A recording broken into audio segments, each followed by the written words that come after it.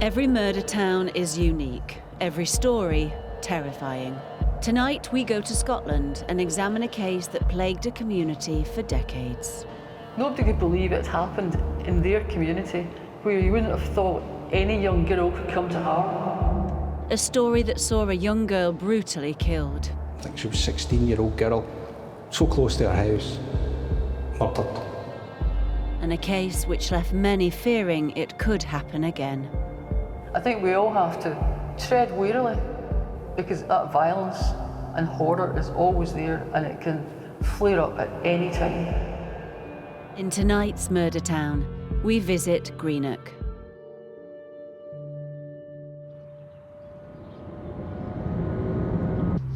Some killers attack complete strangers. Some target the vulnerable, the young, or the elderly. And some prey on people that they know. There are killers who are inspired by money or by revenge, by sexual deviancy, by hatred. There are opportunists and there are meticulous planners. But what unites these men and women is one simple trait, and it's the most terrifying thing of all. They live amongst us. In our towns, on our streets, in our houses. They're just like the rest of us, but capable of evil. And they could be anywhere. Welcome to Murdertown.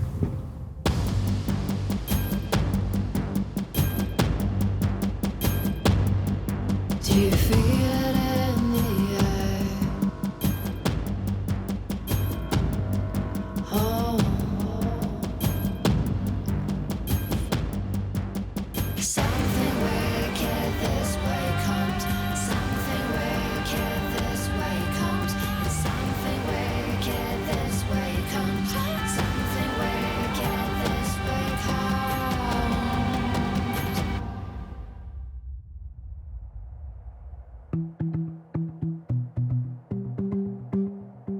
Tonight's episode takes us north of the border, to Scotland. We're in Greenock, to the west of Glasgow on the banks of the River Clyde. It's a town that once boasted a thriving fishing industry and was a home for shipbuilding. And after years of decline, it's now reinventing itself as a tourist destination. But amongst the bright spots in this town is an underbelly of violence. Greenock, I would say, doesn't get a good reputation. There was a lot of very troublesome areas, a lot of violence, assaults, serious assaults. But I think most of the murders have been gang-related. Alan Stewart has first-hand experience of those troubles. Back in the early 80s, he had joined the ranks of Strathclyde Police, and Greenock was part of his patch. I was initially mobile patrol beat man, and I had been given my own area, which was just the east end of Greenock, from the police office up to the Gibbs Hill area, Capello and Morton Play. That was my own beat. There was never a dull moment.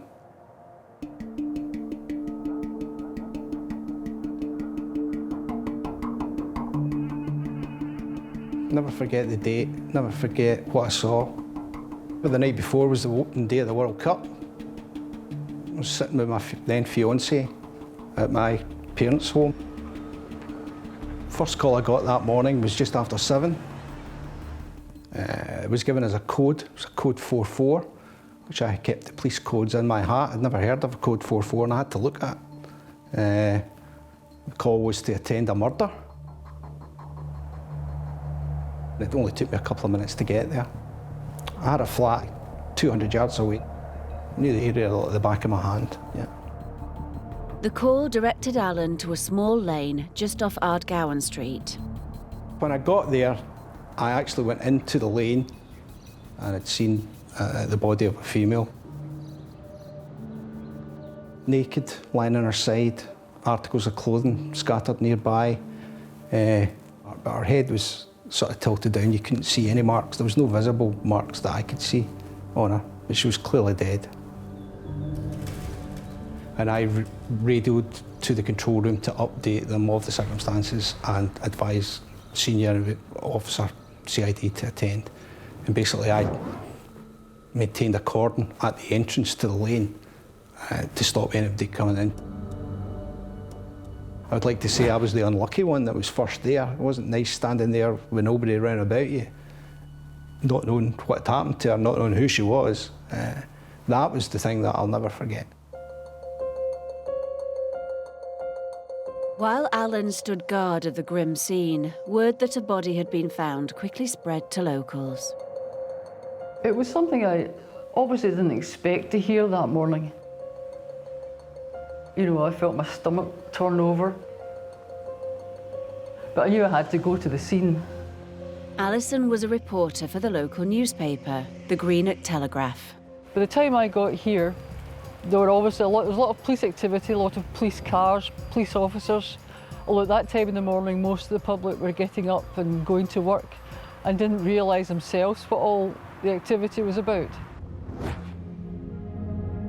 The deposition site was overlooked by tenements, 4-storey high tenements. And I think we actually put blankets along the fence to try and shield that, but anybody across the street at high level would have a clear view. And obviously at that point we didn't know who she was. While Alan tried to protect the scene from prying eyes, other officers began to examine it to see what clues they could find. Obviously, we'd never heard of DNA in 1986. I mean, there was all sorts of stuff, productions taken, and I don't know what evidence was gleaned from what was there. But the clothing she had was quite distinctive. Blue leather jacket, black and white dress. The SIO then instructed a number of officers to start door to door. The very first house we went to was Mr. and Mrs. Doyle, who reported that their daughter had been out the night before and hadn't come home. Their daughter was 16-year-old Elaine Doyle, who had been out with friends at a disco in the town.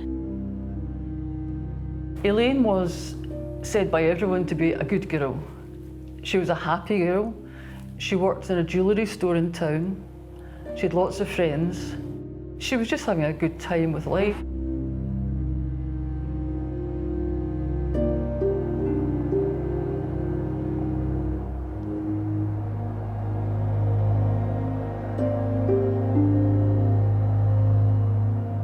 She told her parents that she was going to the Celtic Club to a dance.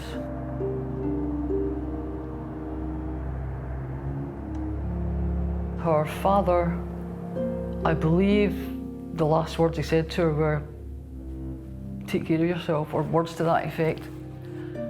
As we all do when a loved one's leaving the house. And she phoned her mother to say what time she was going to be home. I think she thought it'd be home about 1 or 1:30 in the morning. When she didn't get home, her mother assumed that she'd gone to stay with one of her friends. Apparently, this friend and Elaine used to go back and forth between each other's houses all the time. Elaine wasn't there. And when her mother opened their curtains, she could see all the police activity outside. And both parents, I think, suddenly realised that this is possibly to do with Elaine's disappearance. Elaine Doyle had apparently been killed just yards from her front door. I mean, we knew right away it was her, by the clothing that our parents had described that she was wearing, 40 yards away from where we'd found her.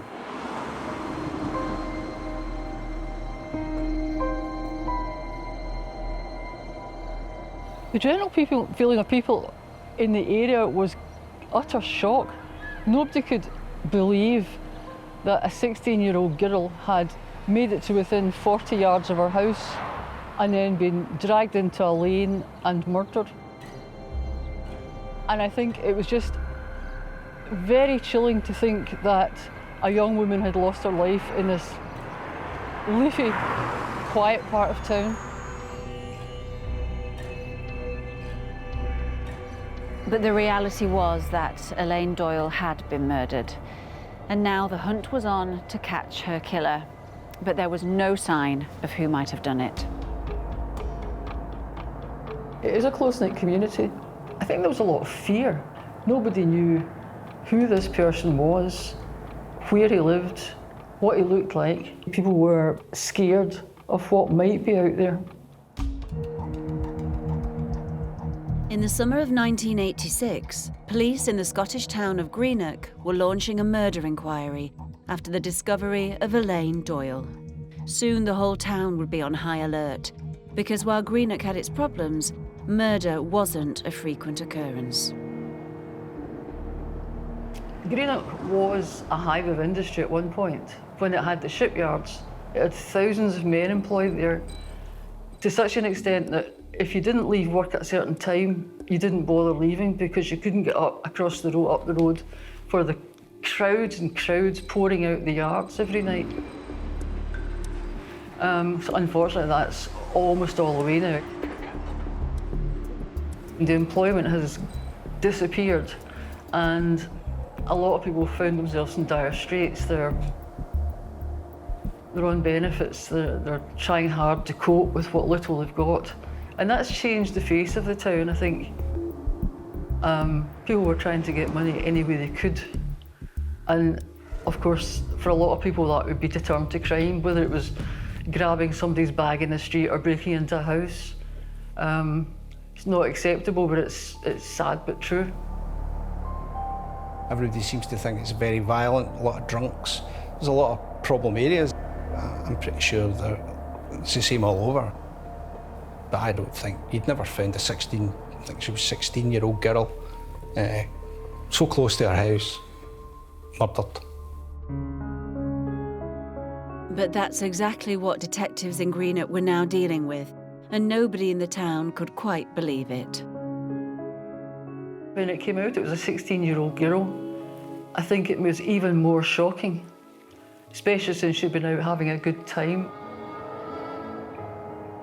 And she used to go out with her friends to the Celtic Club to go to the dance. She wasn't supposed to because she was underage, but I think her father was happier that he knew where she was rather than that she was just out there someplace, and advised her always to use the main roads to get back home. When she left the Celtic Club, I think she was still with friends. I think a lot of her friends lived in the east end of the town. So they went to a hamburger van in Cathcart Street. And they chatted for a while, and then they went their way and Elaine came west. Obviously following all the routes that she'd used before, which were safe. And she got within 40 yards of her home when she was grabbed and pulled into this lane beside the Air Training Corps building. And that's where she was killed.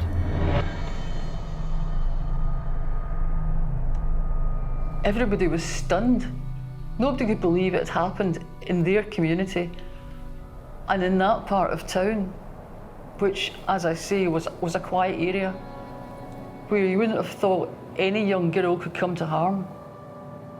The deposition site was overlooked by big town flats that would have been able to look out their window and see her lying there, and they would all have known Elaine. What was chilling to me was the thought that she was just trying to get home, and we didn't actually realise how close her home was when I first arrived here. The next day, a detective came into the office and said that a national newspaper wanted to interview Elaine's parents, but Elaine's parents wouldn't agree to the interview unless the Greenock Telegraph was there. So he took me in his car up to the house, dropped me off, and I went in to interview her father. It was scary, you know, even for a relatively seasoned reporter. It's a thought going to see someone who has so recently been bereaved. Her father was obviously distressed, but he held on to it very well. He spoke eloquently about Elaine, told us how nice she was a lovely girl, a good daughter. At the time, obviously I could get everything he was saying to me, but it was a little bit difficult because in another room in the house, her mother was wailing in grief, which was very chilling. As a reporter, you're always aware of your deadlines. And I was interviewing him, giving him my sympathy and thinking, I have to watch time for my deadline. What actually happened that day, they'd started the presses running for the edition. But when they knew what I was doing, they stopped the press till I got back to the office and wrote the story. Then they made out the front page again, which was very, very unusual. You never ever stopped the presses. So that's how important it was to the town. It was important to the paper to get it in, because the daily papers that were there wouldn't get it in till the next day. So as the local paper, we had to be first with it. That night, the whole of the town of Greenock would be reading about the grief felt by Elaine Doyle's family. But what about the hunt for her killer? What progress was being made into finding out who had done it? I think there was a lot of panic in the West End area. And I think there was a lot of youngsters who wouldn't go out. I think parents were stopping kids going out. There was a mass media appeal for witnesses. Loads and loads of people coming forward, but no real, to my knowledge, evidence. They drafted in police officers from all over the west of Scotland to help. They knocked on hundreds of doors. They spoke to everyone they could find who'd been in the club that night. It was a massive police search. Police narrowed their search by focusing on the Red Route, the path Elaine would have walked on her way home. It was arranged by a grid that were basically concentrating from the Celtic Club along the town centre up to the West End and then a couple of blocks up. That was the sort of search area. And basically, I was kept on the inquiry, even though I was compol at the time, and I was one of a number of officers deployed and doing door to door, filling out descriptive forms and basically taking people's details. And I worked on this for about another 7-8 months. You don't realise how many people actually live in all these flats, plus people, by the time we were getting round to some, there was 3 or 4 changes of tenancy. There was a flat that was a student flat, there was bed sits you walked in, and there was 20 bedrooms in this big West End property that you'd no idea. But we were trying to literally trace every single person that could have been there that night. But the police didn't know who they were looking for, and they had no real leads. They assumed the attacker was male, but there wasn't much more to go on, so they needed the public's help. People said they thought they saw somebody, people they thought they saw a man in a car, but nobody could say for sure. There was descriptions of somebody seen running away, and it was like a red-haired male. Once that goes out in the local press and the national press, everybody's just going, that looks like somebody they know, and there was quite a lot of red herrings. One of them was a boss in one of the companies, and we think, well, it was a disgruntled member of staff who just fired his name in. There was loads of people coming out of the woodwork, but you had to take, you weren't taking samples from them, you were just taking their name, their address, what they were doing, had they any information. They spoke to everyone they could possibly think of. And of course, it all drew a blank. Police in Scotland, despite all their best efforts, still had no idea who had killed Elaine. But they needed a breakthrough in case the same man struck again. So reinforcements were called for. I think the local officers were totally frustrated that the inquiry was taken over by the Serious Crime Squad, which was based in the city in Glasgow, which is norm for a Category A murder, which this was. It was a whodunit. We had no suspects. All the murders that I'd covered in the past had been shocking, of course, as murder is, but always somebody was caught very quickly. But with this one, there was an unknown factor that it didn't have closure. Somebody out there was still walking about who had done this terrible thing. Indeed, there had been other murders in the Greenock area. Back in 1984, Terence McAllister was stabbed to death in the car park of a local hotel. A police inquiry identified his cousin, Thomas Jameson, as the man responsible. In a shocking twist, 19 years later, Jameson himself was knifed to death in the same town. But in the late 80s, the whole of Greenock, Glasgow, in fact, the whole of Scotland, was waiting for a breakthrough in the case of Elaine Doyle. The Doyle family, they were obviously hopeful that somebody would be caught very quickly, and when that didn't happen, they had to just go on with remembering Elaine as they knew her, their beautiful young daughter. I was actually at Elaine's funeral.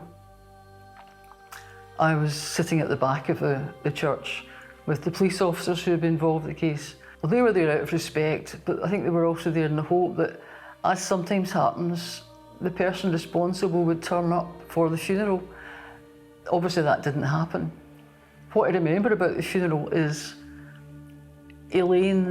one of Elaine's friends screaming at the top of her voice from the front of the church when she saw the coffin. And that was chilling. You felt it going right through you. And in fact, I believe her gravestone at cemetery says, "Too good to be forgotten," which was how they thought of her, and everybody else did, I believe.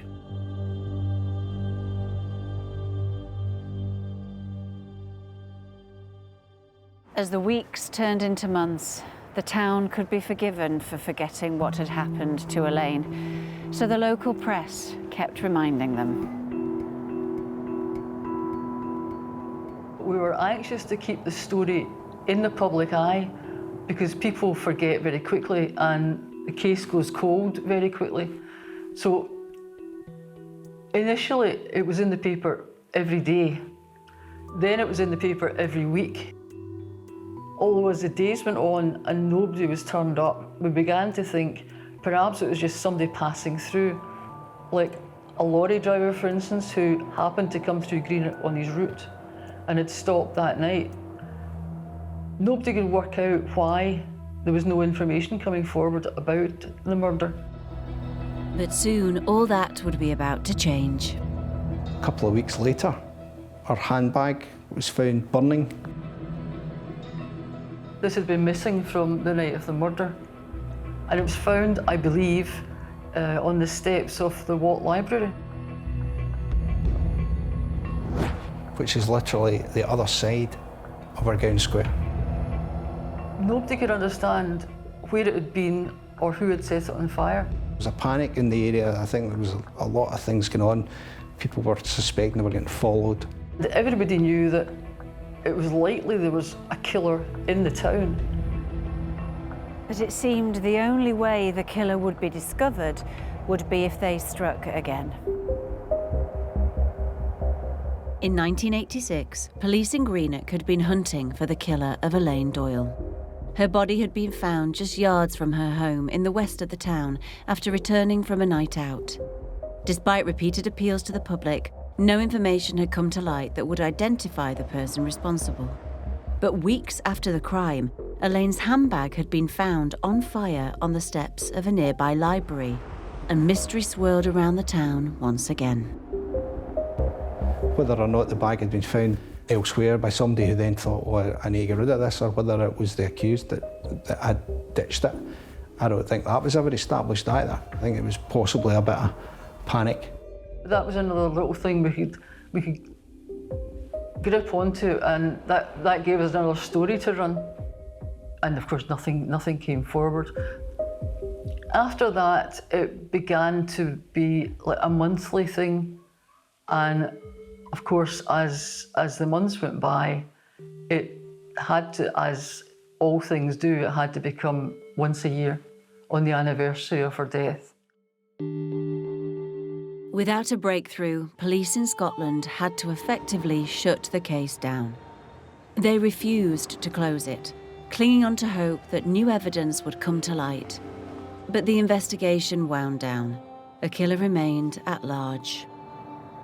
You could see the teams get scaled down, and naturally you can't devote the resources to that. But staying locally, it was always, we never ever got that guy. But this time I had 3 daughters, and I'm thinking I'm only a block away from where this happened, and we still don't know who done it. But so long as the killer remained free, the case would stay alive in the minds of locals. You could go to anyone in the town and mention Elaine Doyle, and they would know the case that you're talking about. So at the time, I was only 16, the same age as what Elaine was. Everybody felt deep sympathy with the family. It's the fact that Elaine was murdered just 40 yards from her front door by this man, and people just wanted to have it resolved.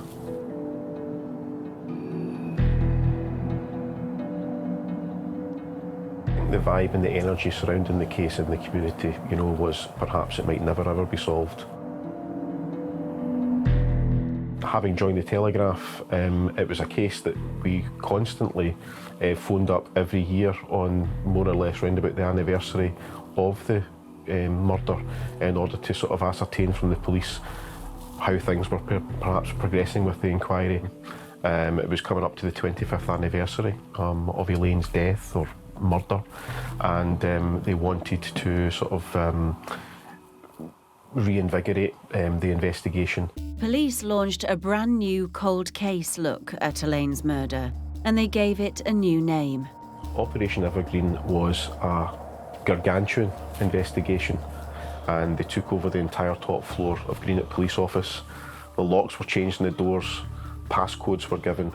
There was a team of, I believe, 40 detectives involved, and sifting through all of the information, going over the case again, and essentially just, you know, leaving no stone unturned. An investigation, in my mind, is a jigsaw puzzle with a piece that's missing.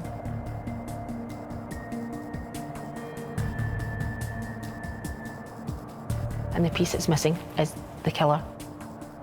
When investigations haven't been solved, they are reviewed on a regular basis, and this is exactly what happened in the inquiry in relation to the murder of Elaine Doyle. Everybody knew the family within the area.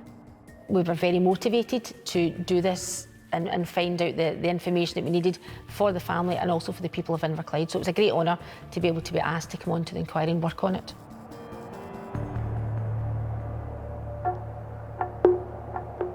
Basically, the first thing you have to do is sit down and read as much information as you possibly can. You have to be aware of every detail that took place, that was investigated, the lines of inquiry, the suspects they had, the suspects they eliminated, and basically making sure that you know where every piece of that jigsaw fitted together. The sheer volume of what they went through, there was over 14,000 witness statements went through.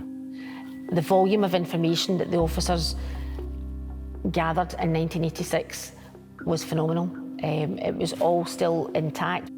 All they had to rely on was the evidence that they got from people's witness statements and the evidence that they had from the crime scene at that time. And with developments in science in the 25 years since the murder, detectives hoped that new evidence might be hidden amongst the case files.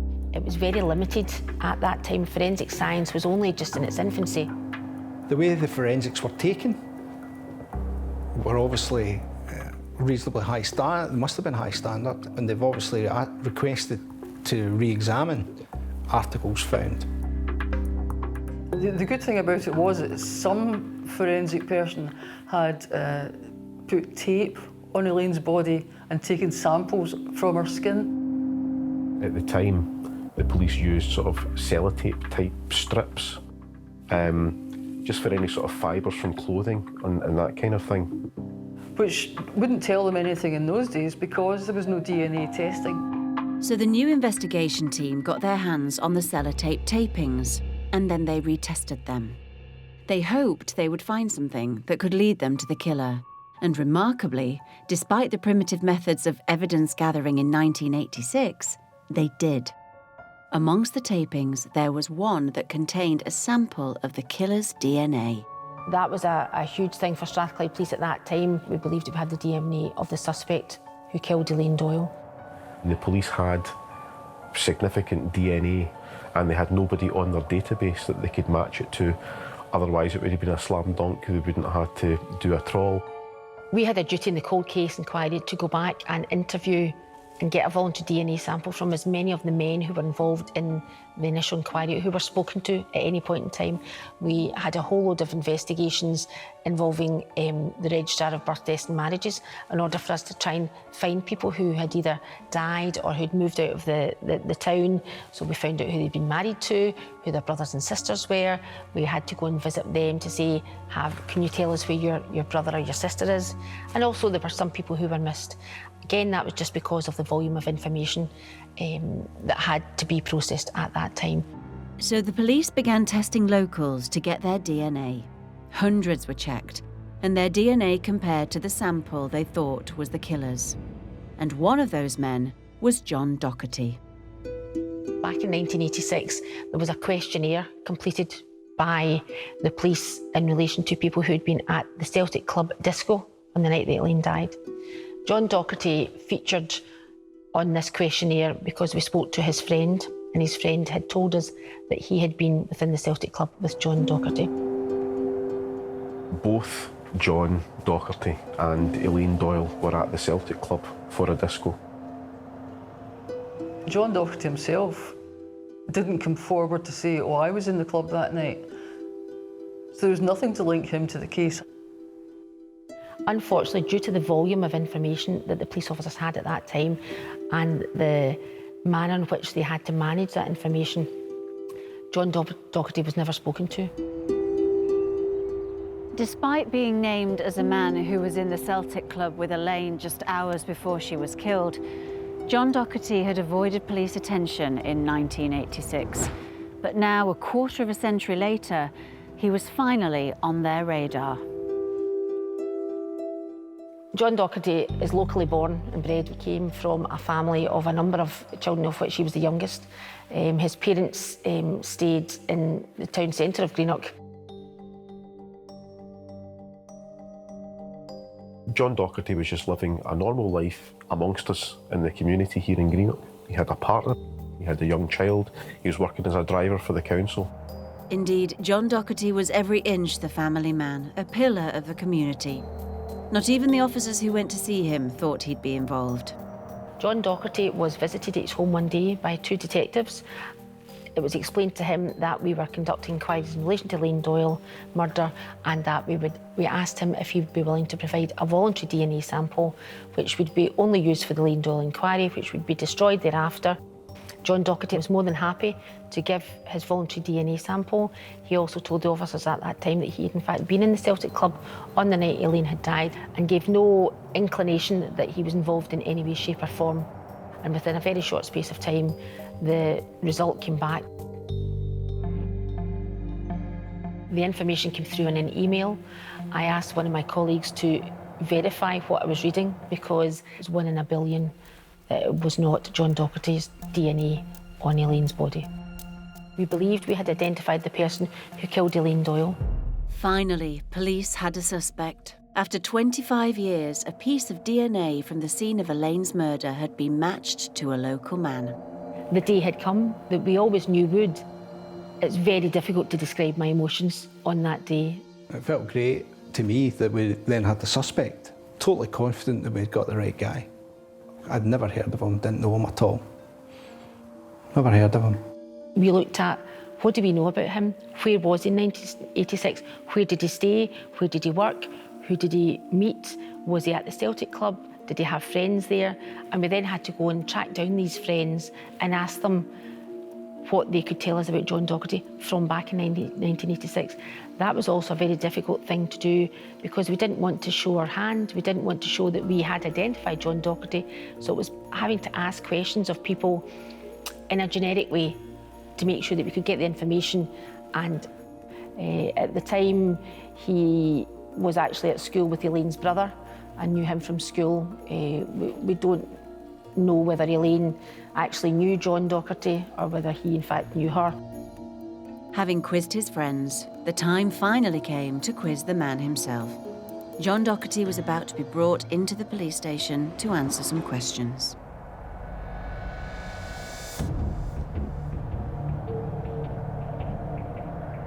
"25 years after the murder of Elaine Doyle, police in the Scottish town of Greenock were closing in on their killer. They'd used modern forensic techniques to identify a local man called John Dockati. And now they were set to find out his explanation of how his DNA had ended up on her body. What do you know about the murder of Elaine Doyle? Nothing other than what I've read. Tell me what you've read. Local newspapers, young girl, night out, murdered on the way home. Despite Dockati claiming to have no involvement with her murder, the police were confident that the DNA match was reliable, so they charged him. That's when things started sort of moving apace. The police called a press conference, and details regarding the operation were sort of given out. I think the reaction of the public once John Dockati's name was known was, well, at last we've got someone charged with this murder that's been hanging over the town for all these years. When I heard they'd finally arrested somebody, I couldn't believe it. I thought, that can't be right after all this time. And I thought perhaps it was somebody who had committed the murder, left town for the span of years. Well, it turns out that he had left town, he had joined the army for a while, but he was back in town working for the council, I believe, as a driver by that time. I think there was a sense of perhaps shock and surprise amongst people that worked with him, because he just seemed to be a quiet family man, just getting on with his life day to day. So I think there was a sense of surprise that it was him, given the fact that there's no other sort of criminal background there as well. But although Dockati didn't fit the bill as a cold-blooded killer, his DNA profile did. And there was another piece of information too. It wasn't just the DNA evidence that got him, there was also eyewitness evidence at the time from a man who said that he would be able to remember John Dockati by his staring eyes. And after that length of time, he still maintained that he'd be able to identify this man. And from pictures shown to him, he picked John Dockati. And with that eyewitness evidence married up with the DNA evidence, then that sort of solidified the case further and led to prosecution. When eventually he was charged, I was aware that he'd been charged, and I was also aware that I'd be in the witness box very quickly when it got to the High Court, because a number of the witnesses were then deceased. A lot of the senior police officers were deceased as well.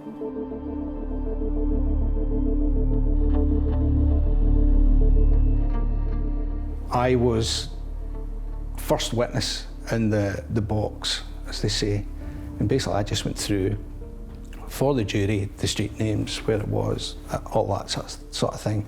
I didn't feel under any pressure. I was trying to do my best for the family.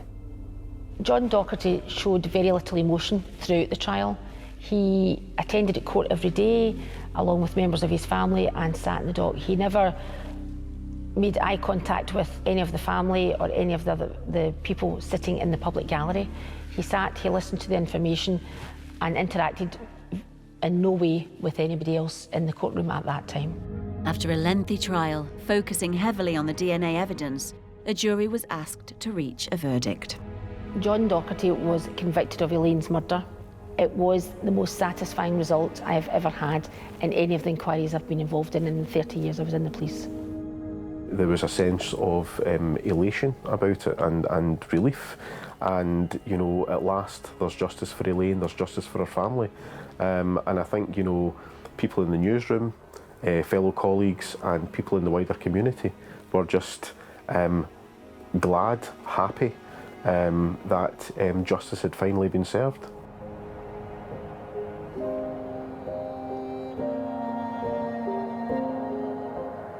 Hopefully, the family that remain have been able to just look back on Elaine with the joy that she brought to them. But when murder strikes, the ripples can spread far and wide. I don't think anyone in Greenock who was here at the time will ever forget the fact that a lovely young girl had been killed.